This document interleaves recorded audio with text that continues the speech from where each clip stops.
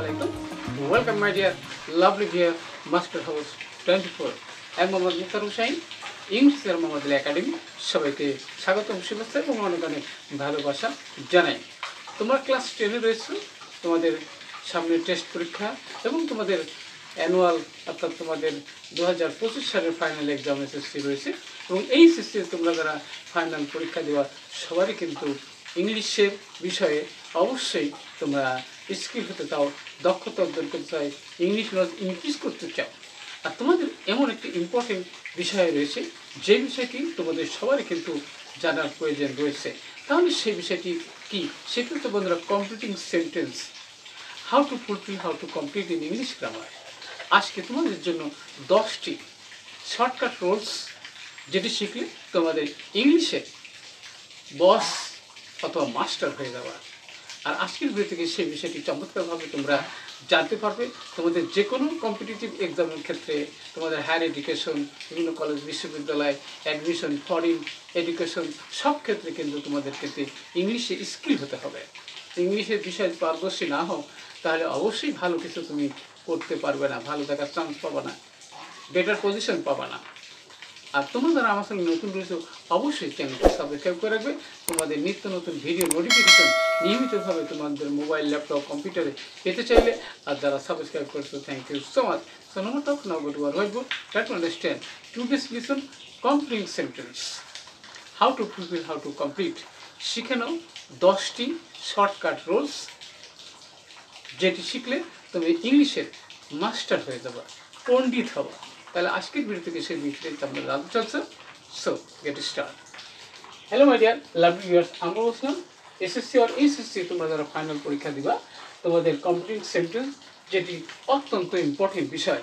আর সেই বিষয়টি তোমরা how to complete, how to fulfil, অর্থাৎ এখানে শিখে নাও 10 শর্টকাট রুলস, 10টি শর্টকাট রুলস যেটি জানলে কি হবে আর হয়ে যাও ইংলিশের মাস্টার। তাহলে আমাদের এপিসোড হলো 17তম ভিডিও। তোমাদের ক্লাস 10 থেকে শুরু করে অর্থাৎ তোমাদের এসএসসি, এইচএসসি, বিভিন্ন কলেজ বিশ্ববিদ্যালয়ে অ্যাডমিশন সবারই যদি বিষয়টি অবশ্যই কমন, যেটি ফুলফিল করতে গেলে তোমাদের কি কি বিষয় জানতে হয়, তাহলে 10টি সেরা রোল সম্পর্কে আজকে তোমরা জানবে। তাহলে প্রথমে দেখো বন্ধুরা, দি মোবাইল ফোন র্যাং, মোবাইল ফোনটি বেজেছিল। তাহলে হোয়াইল মানে যখন, তাহলে কোন সময়? তাহলে হোয়াইলে এখানে কিন্তু আরেকটা টেন্স হবে, সেটা কিন্তু পাস্ট টেন্স কিন্তু কন্টিনিউয়াস টেন্স হবে। তাহলে কি আসছে এবার? হোয়াইল আই ওয়াজ কি রিডিং, অথবা কেউ বলতেছে হোয়াইল আই ওয়াজ ওয়ার্কিং, যখন আমি কাজ করতেছিলাম, পড়তেছিলাম, তখন কিন্তু মোবাইল ফোনটি বেজেছিল। ওকে, নেক্সট হচ্ছে বন্ধুরা, অ্যাজ সুন অ্যাজ থাকলে আমরা জানি কি দুটো একই টেন্স হবে। As soon as the rain stop, যখনই বৃষ্টি থেমেছিল, তাহলে তখনই আমরা কি করেছিলাম? তখনই আমরা কি উই লিভড ফর হোম, তাহলে আমরা কি করেছিলাম? যে উই এলইএফটি লিভড ফর হোম, বাড়ির উদ্দেশ্যে আমরা রওনা হয়েছিলাম। অথবা উই রিটার্ন হোম, আমরা বাড়ি ফিরে এসেছিলাম। অর্থাৎ এখানে কিন্তু দুটো একই টেন্স হবে, অন্য কোনো টেন্স হবে না, অবশ্যই লক্ষ্য রাখতে হবে। নেক্সট হচ্ছে অ্যাজ আই ওয়াজ ইল, আমি যেহেতু অসুস্থ ছিলাম, তাহলে অসুস্থ থাকলে আমি কিন্তু কি কাজ করতে পারছিলাম না, তাহলে এখানে আই কি কুড নট কি গো টু কলেজ, আমি কলেজে যেতে পারলাম না। I could not attend the meeting, অনেকভাবে কিন্তু তুমি উত্তরটা কমপ্লিট করতে পারো। তোমাদের জানতে হবে এখানে কিন্তু একই টেন্স রয়েছে, কিন্তু এখানে কারণ এবং তার ফলটা কিন্তু এখানে উল্লেখ করতে হচ্ছে। নেক্সট হচ্ছে বলতে দো মানে কি জানো, উল্টো ঘটনা থাকে, I can not help you, আমি তোমাকে সাহায্য করতে পারবো না।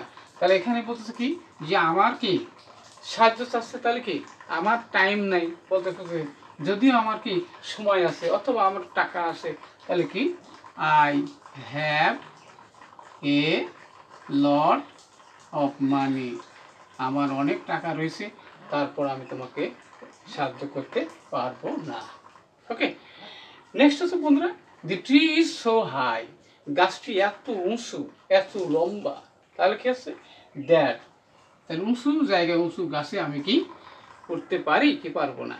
তাহলে কি পারি না, তাহলে I can not climb up, আমি উঠতে পারবো না।